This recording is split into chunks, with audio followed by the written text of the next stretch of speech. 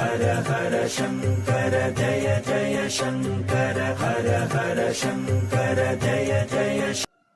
குடும்பத்தில் செல்வம், ஆரோக்கியம், மகிழ்ச்சி போன்றவை நிலையாக தங்கியிருக்க வேண்டுமானால் சில விஷயங்களில் கூடுதல் கவனத்தை செலுத்தினாலே போதும்.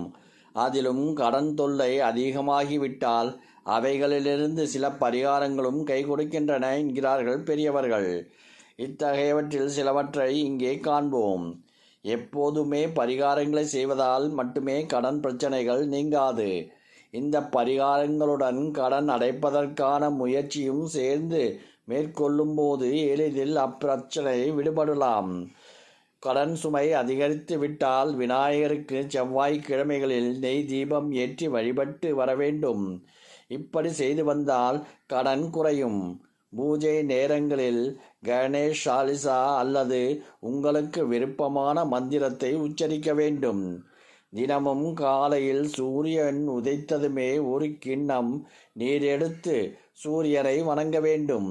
இதனால் நேர்மறையான ஆற்றல்கள் அதிகரிப்பதுடன் நிதி சிறத்தன்மையை ஈர்க்க செய்யும். ஒரு சிறிய படிகாரத்தின் மீது சிவப்பு குங்குமத்தை தடவ வேண்டும். பிறகு அதை வெற்றிலையில் சுற்றி அரச மரத்தின் கீழ் வைக்கவும். இந்த தீர்வு கடனிலிருந்து விரைவாக விடுபட உதவுகிறது.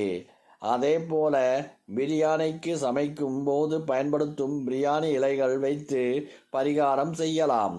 இதற்கு எந்த ஒரு ஓட்டையோ கீழலோ இல்லாத நல்ல பிரியாணி இலை ஒன்றை எடுத்துக்கொள்ள வேண்டும். இலையில் பச்சை நிற பேனாவில் உங்களது கடன் பிரச்சனை தீர வேண்டும் என்று எழுத வேண்டும். அல்லது உங்கள் கடன் தொகையும் கடன் விரைவில் அடைய வேண்டும் என்று எழுத வேண்டும்.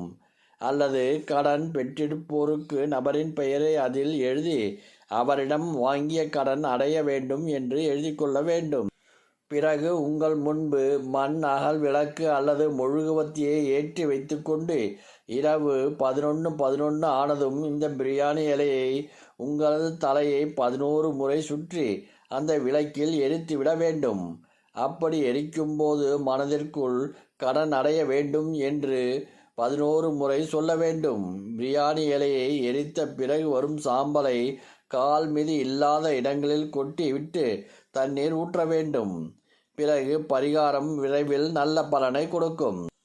அதே போன்று வெள்ளை எருக்கன் இலைகள் வைத்து எளிய பரிகாரங்கள் செய்யலாம். அல்லது வெறுமனே எருக்கன் இலையில் இப்பரிகாரம் செய்யலாம். இதற்கு ஒரே ஒரு எருக்கன் இலையை மஞ்சள் நீரில் சுத்தமாக கழுவி சிவப்பு நிற மையால் உங்களது கடன் தொகையை எழுத வேண்டும். பிறகு சாம்பிராணி கரண்டில் இலையை வைத்து அதன் மீது வேப்பெண்ணெய் அல்லது நல்லெண்ணெய் 2 சொட்டு ஊற்ற வேண்டும். அடுத்ததாக அதன் மீது ஒரு கற்பூரத்தை வைத்து வீட்டிற்கு வெளியில் கொண்டு வந்து ஏற்ற வேண்டும்.